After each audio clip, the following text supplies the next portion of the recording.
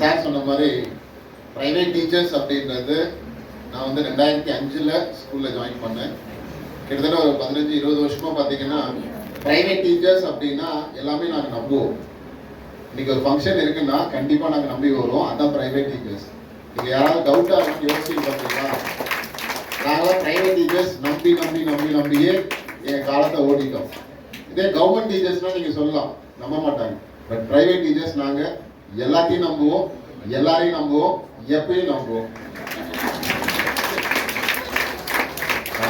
ரொம்ப மகிழ்ச்சியாக இருக்கு. ஒரு ஆசிரியர் அப்படின்றதுக்கு அம்மா முன்னாடி போன அம்மா ரொம்ப விளக்கமாக சொன்னாங்க.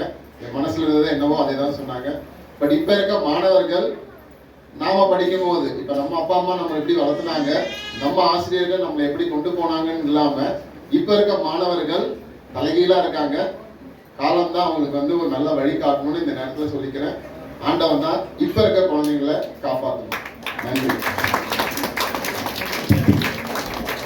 Thank you sir. இப்போ இருக்க ஸ்டூடெண்ட்ஸ் நம்மளை தான் காப்பாற்றுவாங்க. ஓகே, கவலைப்படாது.